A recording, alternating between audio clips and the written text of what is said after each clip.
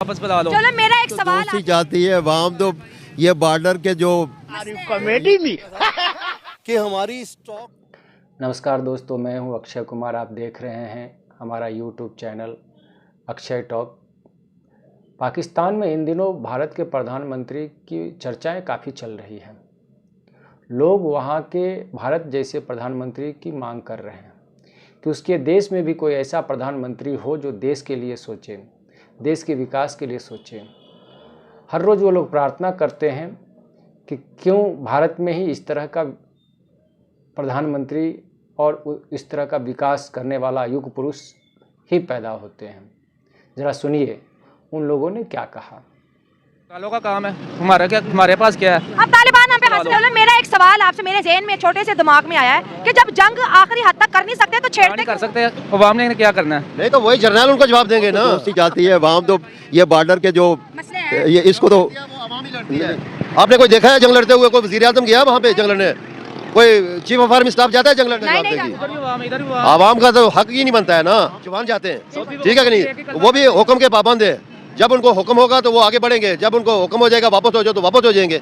उनके तो अपने मतहत कुछ भी नहीं है। और जब ये जर्नलों का और वज़ीर आज़म का आपस में टकराव चला है ममालिक का भी, तो ये बांग्लादेश जैसे ममालिक और श्रीलंका जैसे ममालिक जो हमसे काफ़ी पीछे थे और उनकी करेंसी का रेट भी हमसे लो था, लेकिन अब आप देख लें कि वो अफगानिस्तान उसका भी हमसे अब आगे हो चुका है।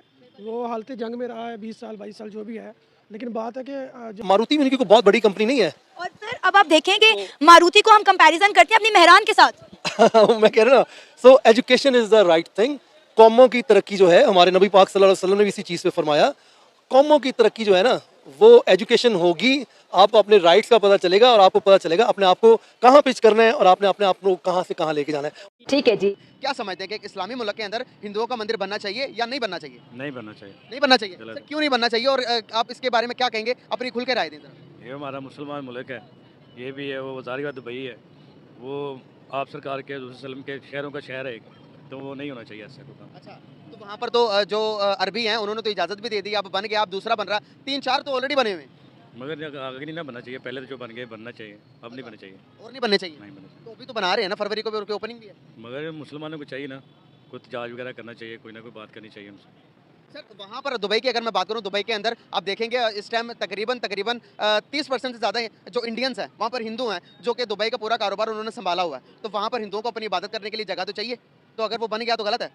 नहीं बनना नहीं, मगर बनना नहीं चाहिए, मेरे हिसाब से तो बनना नहीं चाहिए। अच्छा, सिचुएशन नेबर कंट्री इंडिया की बात करें, अभी 15,700 करोड़ का खबर के मुताबिक उनके जो पीएम मोदी हैं उन्होंने गिफ्ट किया एक सिटी को, अयोध्या नाम से एक सिटी है वहाँ पे। और बड़ी बात यह वहाँ पे मस्जिद भी डेवलप होने जा रही है, बनने जा रही है, जो इंडिया की सबसे बड़ी मस्जिद होगी। क्या आप समझते हैं वहाँ पे ऐसा डेवलपमेंट का काम हो रहा है, वहाँ पे इंफ्रास्ट्रक्चर के ऊपर वर्क हो रहा है, छोटा सिटी हो या बड़ा सिटी हो? आप पहले तो ये बताएं, एग्री करते हैं इन चीज़ों से कि भाई वहाँ डेवलपमेंट हो रही है? बिल्कुल हो रही है, और ना सिर्फ वहाँ पे हो रही है बल्कि भारत की आपने बात की है, बांग्लादेश में भी हो रही है।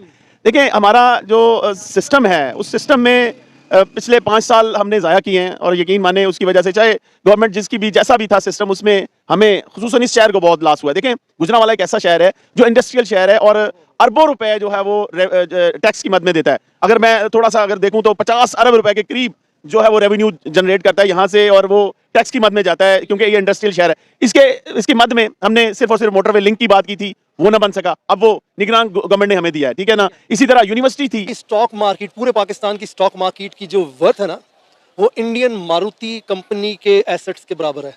आर यू कॉमेडी भी जिन्हें आप कहते हो लैंडलॉर्ड्स कहते हो, ये कभी भी आम आदमी को उठने ही नहीं देंगे। इन्होंने कभी वो इकोनॉमिक सिस्टम डेवलप ही नहीं होने दिया जहां एक बड़ा बिजनेसमैन बिजनेस कर सके।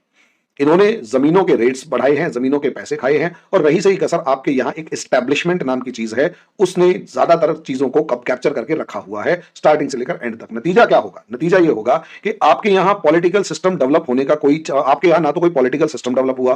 पॉलिटिकल सिस्टम अगर डेवलप भी हुआ तो उसके ऊपर कब्जा किया या तो एक जो एस्टैब्लिशमेंट जिसे आप लोग कहते हैं उसने, या फिर कब्जा किया किसने? आपके इन वडेरों ने। इन दोनों ने मिलकर सारी मलाई आजादी की खा ली।